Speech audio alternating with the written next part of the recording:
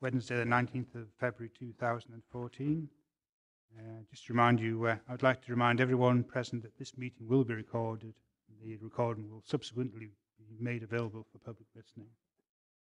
So can I have any apologies? Chairman, apologies from Reverend McFadden, Mr. Birrell, Councillor Diggle and Dempster may be here or maybe late.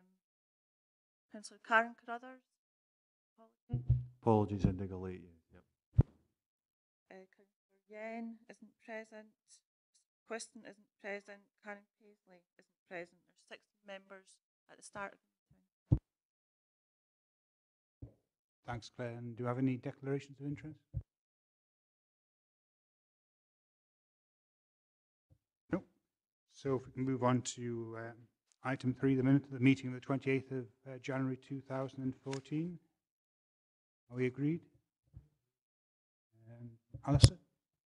I've already intimated to Governance Chair that there's a slight inaccuracy in one part of the minute, in that I actually left the meeting during the item 11 and not prior to it.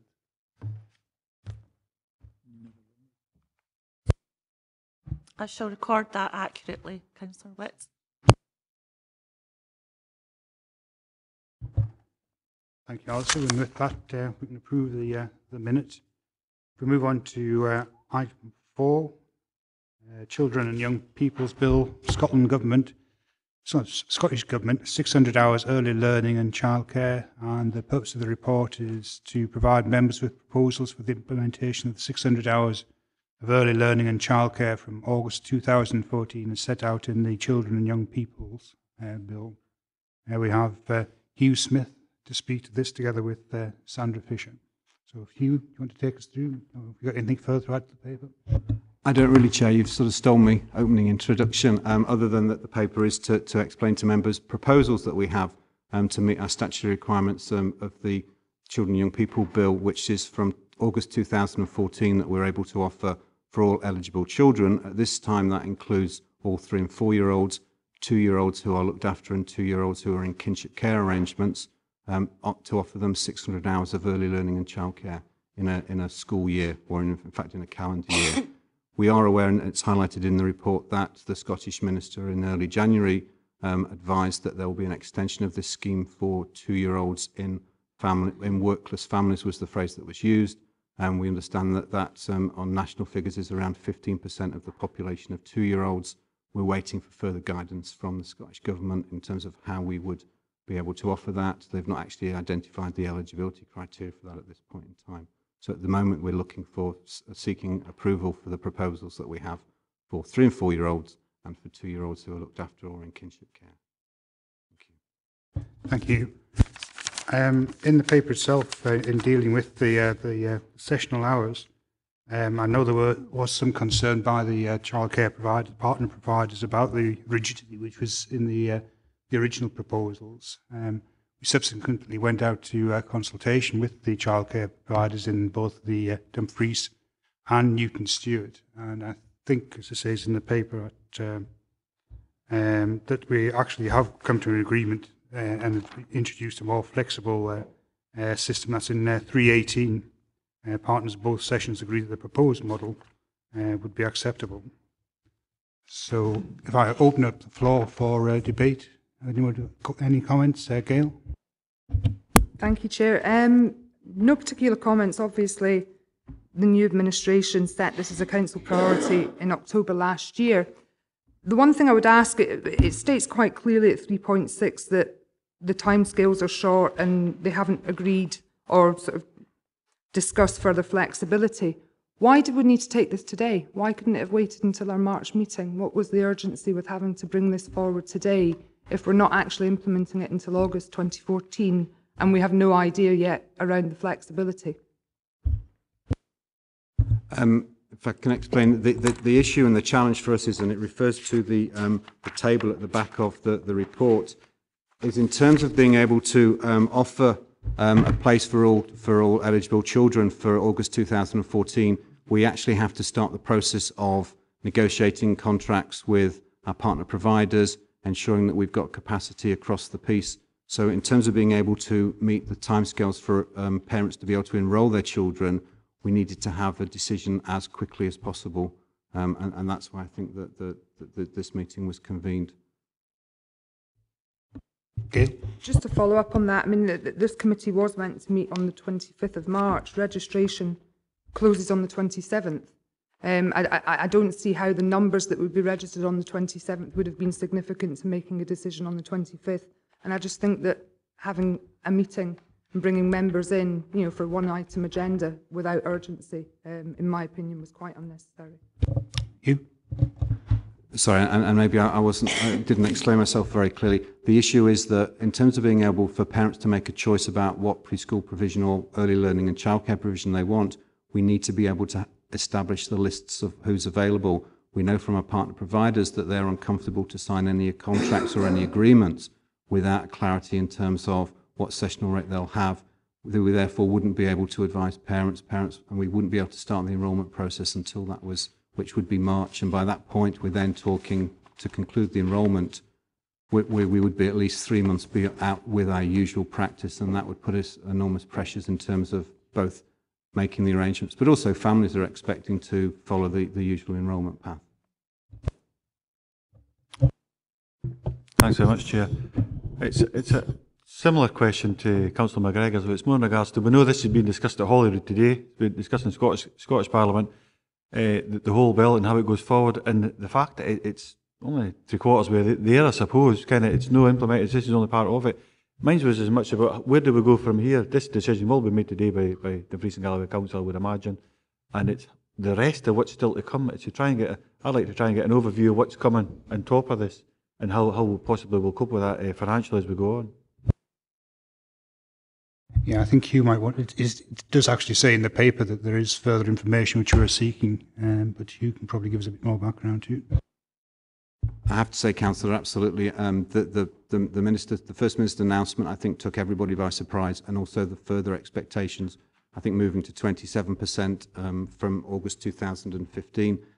What we're seeing at the moment is very much is examples of thoughts from coming out of the Scottish Government. There's no detail in terms of what that will look like, eligibility criteria, how we will. They're looking, I think, well, I understand they're looking at the English delivery approach, which is they've offered 600 hours to 2-year-olds. Whether that's suitable for Scotland or not, I think will be a debate. So, again, as in the one of the reasons why we were quite late coming to you in relation to the general 600 hours was the guidance was only issued at the end of November. That was the first time we had clarity in terms of what we could or couldn't deliver, which meant that we had to change our original model, which then led us to coming up with a very quick response, which then caused some issues, as the Chair has alerted you to, which then we went out and consulted further, which came up with this model. So I have to say, it's a constantly, you know, we're as soon as we're getting information, we're responding to it, but there isn't that overview at this point in time, is my understanding, and that as soon as we have that, as indicated in the report, we will be coming back to members with more detail. Thanks very much, Chair. I mean, happy with the answer. It just, when I came in here about 25+2, they were on the second amendment to the bill, and that was being looked at, and I would imagine there'll be more on top of that. So we're in a very confused state of affairs at the moment, so hopefully we'll get some clear direction as time goes on. Ian Dick? Thanks, Chair. I'm assuming the other reason for holding it today is that we really need to make some kind of decision on the options of rates. You? Absolutely. I mean, I think this is the key thing in terms of negotiating with our partner providers. Alistair Witts? Thanks, Chair. I don't think anybody would disagree that the role of the partnership providers is key and will be key in the delivery of the 600 hours. And the school nurseries could not possibly do this on their own. Therefore, it is crucial that we keep the partnership providers on board. And I will confess, been approached in that they are very worried about the sessional rates. So it's important that we look very carefully at what we're going to put on offer.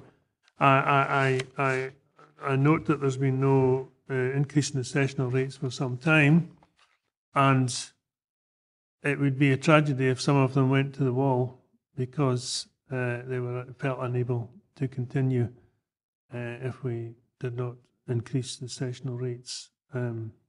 That's my first point, and I'd welcome comments on that. The second point is, are we in danger of missing opportunities here to spread childcare provision, especially in rural areas? Often people continue to enrol their children at schools which have provided the nursery education for the preschool children, and the rural schools often miss out on that. So the first point is about the key role of the partnership providers, and the second question is this an opportunity we could turn this challenge into an opportunity to have a more spread out the provision of nursery education on a geographical basis. You? Your first point, Councillor, absolutely. As our partner providers are key. They provide a third of our service across Dumfries and Galloway. I think when we're looking at 2-year-olds, that we would be anticipating and hoping they'll be providing the majority of that provision. So absolutely that we have to support and we have to work with our partners. In terms of the second option, in terms of rurality, I think that one of the challenges for us is about sustainability and the numbers, the concentrations of children in some of our rural areas, and the staffing ratios that we're legally obliged to operate within. I think for 2-year-olds we're looking at, and we hope and we're offering advice to Scottish Government and others that we should be able to use childminders. We're one of the only authorities in Dumfries in Scotland that actually has a childminder registered as a partner provider for preschool education. I think that there's a clear view that for 2-year-olds, smaller settings than large daycares might well be a best approach in our more rural areas. In terms of being able to open up nursery provision within some of our smaller schools, there's no funding provision within the money being made available from the Scottish Government to be able to do that. So really it's about trying to make sustainable what we've currently got, and then bringing a wider partnership in terms of being able to deliver for very small numbers of children. Alison? Thanks for letting me back in. Could you tell me something more about, you mentioned ratios, is there a formula for that? There's a very clear formula for 2-year-olds, and Sandra would probably be able to correct me if I'm wrong on this. For 2 years, I believe it's 1 adult to 5, but there would be a minimum of 2 adults at any one time. For partner providers of 3 and 4-year-olds, it is 1 adult to 8, but again a minimum of 2 members of staff. And for school nurseries, it's 1 to 10, but again with a minimum of 2 members of staff. So we kind of operate, our minimum operating in terms of a school nursery is 10 children to 2 members of staff, and in a partner provider it would be 8 children to 2 members of staff, and then an additional member of staff for every additional, 1 over or 10 over would mean another member of staff, and that's where the sustainability is an issue. Alistair? Could you maybe get that in an email or something, and sometime maybe all other members would appreciate that as well. Thanks. Yeah, as I said before, generally, if anybody requests further information, then the email should go out to all members. Ronnie?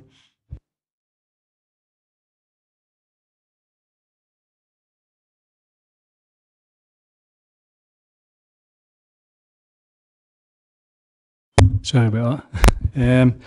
I think it's been mentioned about I think it's welcome, this improvement in provision of the hours, the extra hours, but there is some concerns about the detail and how it actually work on the ground. And I think that's why we've got to have some kind of inbuilt flexibility in how we do that, and how things will work out in the future. I think it's been suggested about, some kind of report coming back on how it's working, how other in a national level, other authorities are working as well. I do think the partners are in this child provision are very important, and I'm pleased that Dumfries and Galloway has pays actually 12.3% more than other authorities at the moment. But I don't think we should be complacent about that. And I think, the options here provide an uplift, which I think is pretty reasonable on that basis where we are just now. And I'm looking at option 2, and that's bringing in, how we provide the flexibility within the options to see where we're going in over a period of 6 months, for example. And when we get that further information, I think it's important we have all that built in by any decision that we make today, because we don't actually know the shape of some of the things that's going to happen in the future. So without that, I think we'd be leaving us all open. Thanks, Ronnie. Colin? Thank you, Chair. First point, I'd just like some clarification. Is it all children at 2-year-old, or is it only children from out of work or in kinship care? Is it, if they're not in out of work families, they've got to wait till 3 or 4-year-old, is that correct? The eligibility will be from, we know for sure it's for looked after children who are 2 and 2-year-olds who are in kinship care. But the First Minister announced that it will be children of living in a family without work. And they're looking at benefit entitlements as possibly the mechanism. So, but they are then talking at future years. And I think Councillor Nicholson's absolutely right.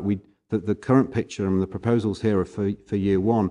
The tenor in the Children and Young People Bill is to move to a completely different approach to how we offer childcare and preschool education, calling it early learning and childcare, which is almost a one-stop shop provision where both children would have their needs met and parents would be able to engage in appropriate parenting as well. So I think that's why they're looking at extending the provision for 2-year-olds, but in a staged process. So from August 2014, we understand it will be looked after children and children in kinship care and children living in, and the phrase was used is children living in workless families.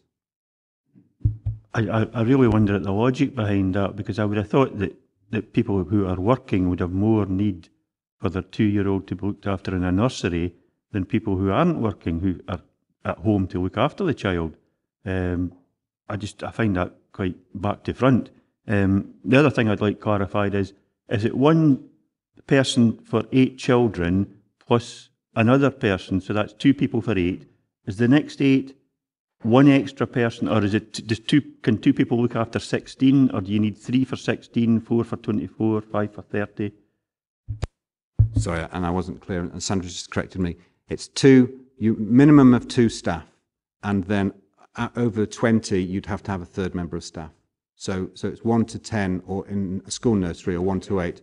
But that would take you up. But the minimum staff you'd have is 2. Sorry, in terms of your other question, which was regarding the link to, did I answer that one? No. Making a comment that I thought it was back to front, basically, the way they're doing it. Oh, I mean, I could maybe respond. I think that the thinking behind it is that, well, we know the correlation between working families and opportunities for children, and I think that that's part of the approach, is that to create this opportunity to move families back into work.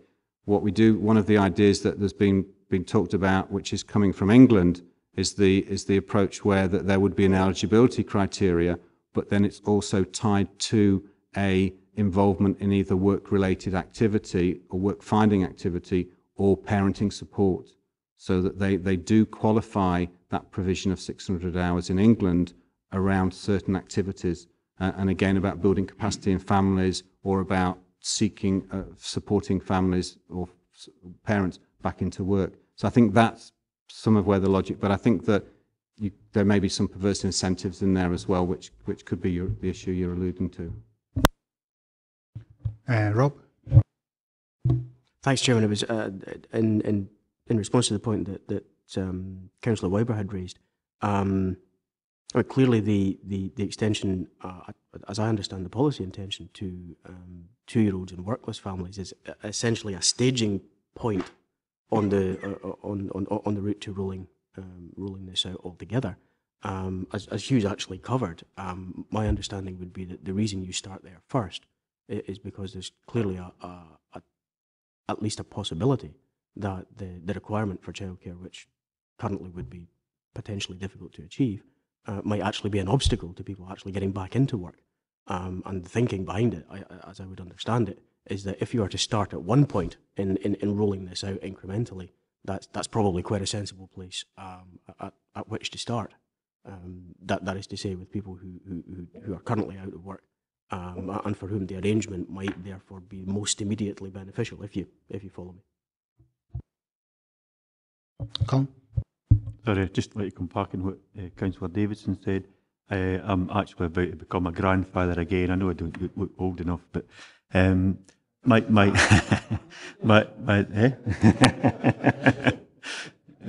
do. All right, okay. Had a hard upbringing.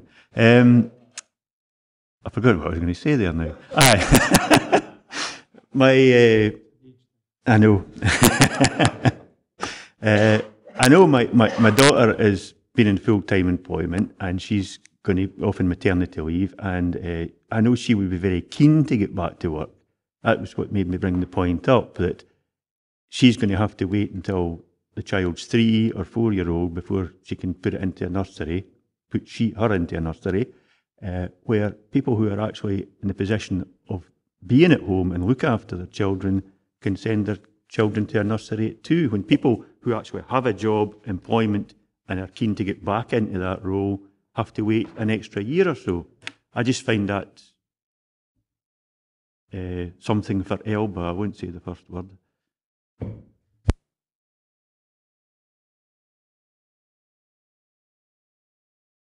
David McKee is a first-time speaker. Thanks, Chair. I think to help the councillor out, tell him not to worry about age either. Youngsters can go to nursery from 0 to 5. So you don't need to stay off work till the kid's 2 or 3 year old. You can get them to nursery from 0 to 5. I see this as being quite a complicated thing. I didn't realise actually that parents could switch carers or facilities in a session. Say you got 5 sessions a week, you could go 2 or 3 to one facility and the reverse in another facility. And certainly the 2-year-olds and that, how are you going to monitor all this type of thing going on? There's much switching about and what have you. You? We currently use part of CMIS, the Education Services Management Information System, NAMS, which allows us to manage double placements where children are placed in 2. So we've kind of built, to a degree, regulations around that you can have a maximum of two providers at any one time. Would that be all right? The Scottish Government, again, in the bill, are very clear that ultimately this is about parental choice, parentally driven, and our systems would not be able to do that very easily. I mean, in terms of, I think we've alluded to it in the report, the flexibility that we're saying that partner providers can offer will not be able to be managed within the NAM system. So we're going to have to, and we've been working on an audit tool that we will use for the first year, while CMIS are developing a further version of NAMS, which will be able to handle multiple placements. But it does, when we're starting to talk about 600 hours, and it's not fixed sessions, it could be 3 hours here, 5 hours there, it can get very complicated very quickly, and that's what we're looking and hoping that NAMS 3, the new version, will be able to do. But at the moment, and we've had that conversation with partner providers, if they're offering a real greater degree of flexibility, then there will be, unfortunately, a more bureaucratic process than currently exists, which is it's an automated system that they get codes, they put the codes in, and that's how the payments are made. But that would be for 1 year while our colleagues at CMIS are developing a system that can do it.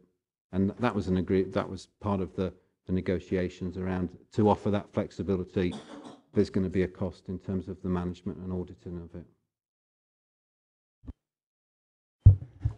Jim is the first-time speaker. Thanks, Chair.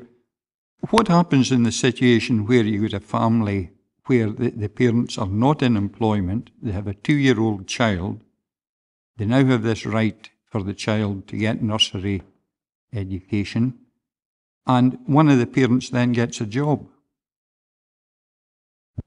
I have to say this is to a degree conjecture also, but I think I may have seen somewhere that the suggestion is if you qualify, you keep the eligibility. all the way through till you'll start preschool. But again, we've not got any of the details. It's very similar to the 600 hours that we got the guidance at the end of November. We've not had that detailed guidance. So at the moment, we're really seeing the thoughts around how that would work. And so reporting on those, there's a massive health warning about any of the information around the 2-year-olds at this stage, other than we know we're going to have to do it, I think. Graham? Thanks, Chair. Could Hugh define looked after? Because he said looked after children were eligible for this. Well, all children should be being looked after by somebody. Could you just define it for me, please? Sorry, Councillor. I was meaning children on a statutory order to the children's hearing, so looked after and accommodated or looked after at home on a supervision order. Sorry. Dick? Thanks, Chair. I won't mention I've just become a granddad for the first time. Oh, I just have, and you can see the pictures later. Right. The option 2 has been mentioned as a possible way forward. But what's the rationale behind a 3% increase? The RPI announced this 2% last year. The costs for next year in the education sector are going up 1% for our employees. How can we justify a 3% increase when we're only giving our employees 1%? Hugh? The options that we gave you were the Scottish Government had based their calculations in terms of the allocation around this on a 4.9 pence per hour session, and that was in the public domain, so we felt it was important needed to be one of the options that was presented to you as members. The other option obviously was a no change. Obviously it's an extension, we'd be purchasing more hours, and that in discussions with finance we felt that it would be most appropriate to offer a third option. In terms of the options, obviously, if you did ask me to do the calculations on a 1% or a 4%, I think I would fail you, I'm afraid. But obviously, the percentage option would be a choice. Gail? Thank you, Chair. I can confirm I'm not a granddad. Just a bit of clarity around the 2-year-old issue. No, quite. The 2-year-old issue. I mean, I completely understand the need for early intervention, particularly with vulnerable families, and we know that statistically certain families are more likely to have vulnerable children, so there's a certain rationale behind that. In the report, it doesn't state how many hours the 2-year-olds would be getting. Would they be looking at the full 600 as well? Because that seems a jolly lot to pack a 2-year-old off to a facilitator. Will that be implemented this year as well, or are we waiting on further clarity of that? And did you indicate earlier that we might not be getting the additional funding for the 2-year-olds? No. And just before I finish, and then I will be quiet, I promise, Chair, it talks about the rate that we pay to the partnership providers, and we're about 12.3% more than the average payments by other local authorities. Where do we sit with comparative local authorities? Because obviously our delivery in Dumfries and Galloway will be far more complex than that of an inner city sort of council. So it would be useful to understand where we sit on a percentage basis and a payment basis compared to Argyll and Bute or Borders or whoever else. Thank you. Hugh? Okay, starting with the 600 hours. Oh, sorry. Yeah. Thank you. The 600 hours is, yes, it's absolutely, and I think it's an interesting. But anyway, it is 2-year-olds for 600 hours. But we would hope that we'd be able to actually look at using childminders is a key, and we understand that the Scottish Government are very mindful to look at that as an option, so that would be smaller family environment settings for 2-year-olds. But we know that 2-year-olds thrive as well in daycare and group care, and it's really about matching the child to their need to the service. In terms of funding, no, I do apologise if I've misconstrued. We understand that we will be getting funding. We're just not sure about the details for the 2-year-olds for the workless families at this point in time, though there are ongoing discussions with finance colleagues across Scotland and COSLA and ADSW, all sorts of different people. In terms of the percentage, unfortunately, we base this on information that other local authorities provide us, and they don't all provide us with that information. So we don't have across the piece when we can't do that against all of our comparator authorities. In terms of the one that we do have on the list, I think, which is Argyll and Bute, we're actually, we're slightly higher. They're 1779, and we're 1850. We'd have to do more work on that, to be honest, Councillor, to be able to bring that back. But we don't have. Some areas have classed it as well. They don't share that information. Ronnie?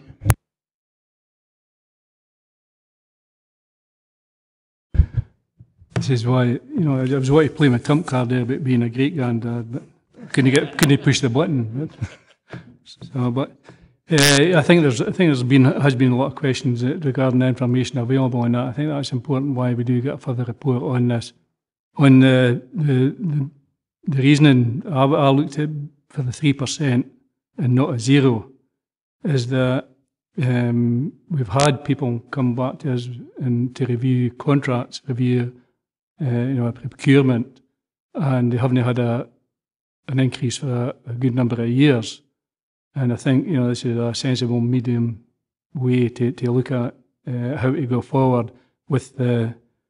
It still gives us a small buffer there to work that up in the future if necessary, and how to look at the services we are providing. So I'm quite comfortable with that and that way forward. Thank you, Ronnie. Ian Dick? Chair, part of the information that we maybe want to look at as well is the providers, and if we have information on the wages providers pay, whether some pay a living wage, for example, or some pay a basic minimum wage or in between. So that's part of the information we maybe want to have a look at, come back. Ian Dick? Thanks, Chair. Just in supporting what Ronnie has said on the option 2, my rationale for it were we're anticipating a cash flat contribution from Scottish Government without any knowledge about any increases in provision or numbers in ensuing years. And I would feel that would allow us some degree of flexibility. And I think that the point's already been made that we have a number of providers there, and with cash flat settlements as well for so long, some of them are under pressure. And the one thing we can't afford to do is to lose a lot of the providers out there because they can't sustain themselves. And that's why we thought it was important to have some sort of increase, and to emphasise a review in 6 months must take into account the fact that we would view that as an absolute minimum of the increase. So we'd be looking in 6 months not only to hopefully examine the numbers that are coming forward and the sustainability of our providers, but even the possibility of further increase to ensure that we have quality providers out there. I think it's a sensible way to go. Colin Wiper? Thank you, Chair. Just to make sure I've got this right, they're increasing by 125 hours, so that means that the providers will be getting almost a 25% increase in their revenue anyway. Am I right? Yeah. So 3% compared to the 25% is not really an awful lot. So I wonder why, if they're getting an increase in their turnover anyway, why we actually need to up that anymore. Hugh? Just to clarify, I think one of the issues is that will also mean that the staff costs will increase and all the other costs as well. But one of the challenges is for a number of partner providers that also currently provide childcare provision separately, that's a chargeable fee for parents, is that they charge at a higher rate per hour than we actually pay. So the 600 hours, while it's, I think, generally recognised as a very positive step forwards, it's a significant investment in early years. For a number of partner providers, it is actually a reduction in the revenue that they currently receive, because they would have normally been selling that 125 hours that we'll purchase from them at a higher rate to parents. So actually, in terms of the margins, that it will be tighter than it would have been if and it's not all partner providers, because many of our partner providers are smaller ones. They just provide preschool education, as we currently call it. But for some of our larger daycare providers, that they will actually lose some income because that we would be purchasing it at a lower rate than actually parents would purchase it.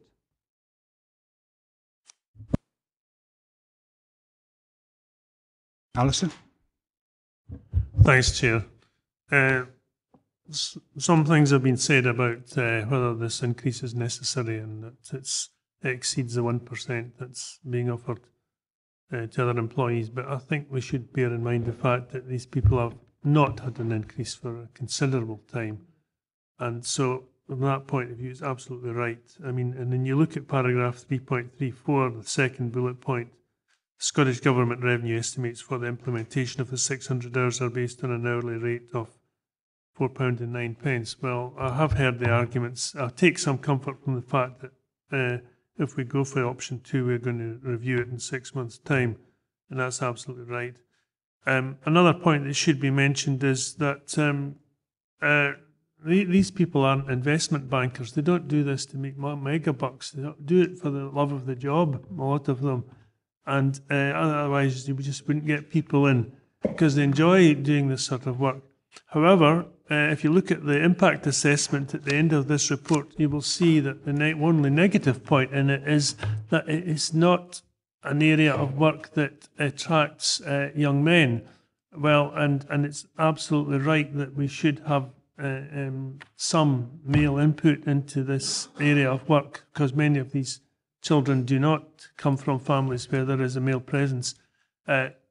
Males do come in, I understand, but they leave quite quickly, not because they don't want to stay, but because the rates of pay are not very attractive and you can get a far better deal elsewhere, for example, if you moved into primary education. So I think we should absolutely make sure that they get an uplift. Ian? Thanks so much, Chairman. It's in regards to recommendation 2.2.2, and happy to support that, certainly for today. But see, when it comes back to policy and resources, as it's been referred to within the recommendations, there has been some information asked for there. I wonder if we could have got that for that point, so when that committee makes that decision in regards to, we made a similar decision at social work in regards to totally supported that. This is the same case. We haven't got information here in front of us. This is about sustaining the care provision or the childcare provision at that for this age group here. Then, if we can see that, it would certainly help me support it at policy and resources as well. Yeah, I think in terms of it coming back to policy and resource, we aren't seeking further funding for this. What we're asking them to do is to endorse the decision of this committee to draw down that money from within this package, which is coming from the Scottish Government.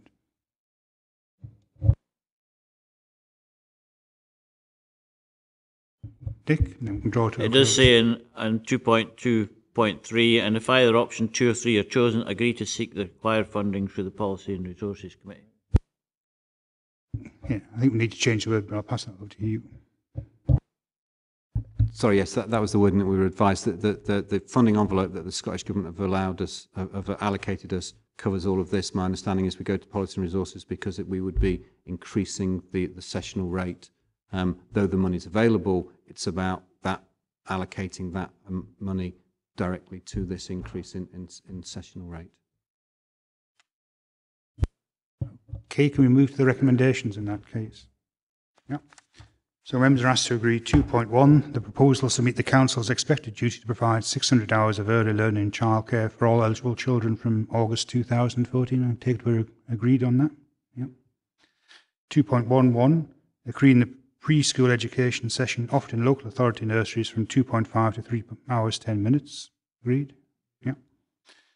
2.12, agreeing to purchase up to 600 hours of early learning and childcare for each eligible child enrolled in partner provider nurseries to be delivered in a way that suits parents within the minimum requirements set out below in paragraph 3.21.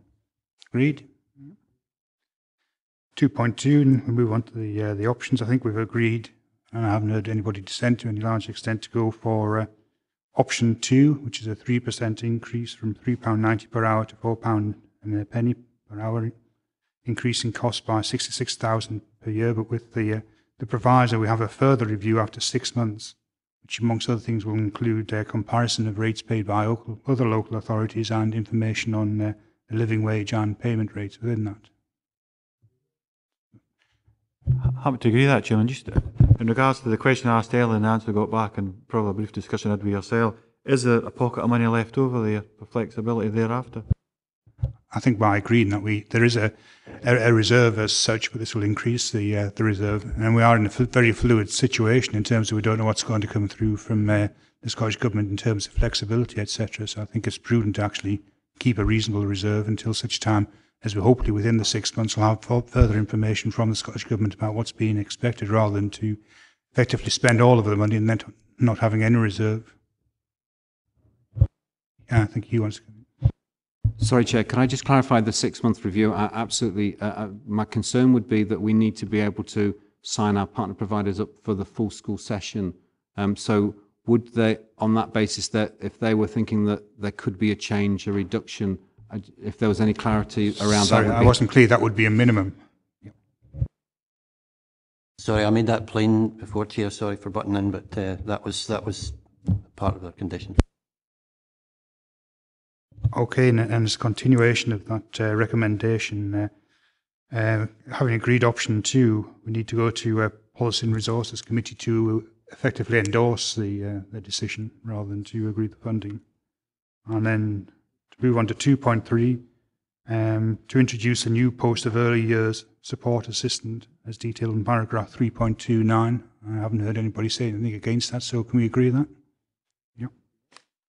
And 2.4, to receive a further report outlining detailed costings, future plans based on consultation with parents' recommendations as outlined in the Children and Young People Bill Scotland and any subsequent secondary legislation.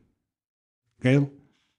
Yeah, I'm happy to agree that, but presumably that will include further detail on the implications of 2-year-olds from non-working families and such like, because that's one thing that I do have a massive issue with. So I don't want to feel that I'm agreeing to that naturally happening, that we will receive a further report before we agree to any sort of widening out of the 2-year-old provision. Yeah, I mean, the debate's actually taking place this afternoon, so hopefully we'll have further clarification once it's been agreed. But yeah, that will be agreed. I'd rather close the stable door before the horse bolts, though. We understand that the 600 hours extension would be all within that part of the legislation. So when we're referring to the Children and Young People Bill and secondary legislation, our understanding is that the Scottish Government will bundle any extension for any age group, because ultimately I think the ambition is to look for all age, from birth to 5. So that would be absolutely contained in that report coming back to you. No, I have no further business, so thanks for your attention.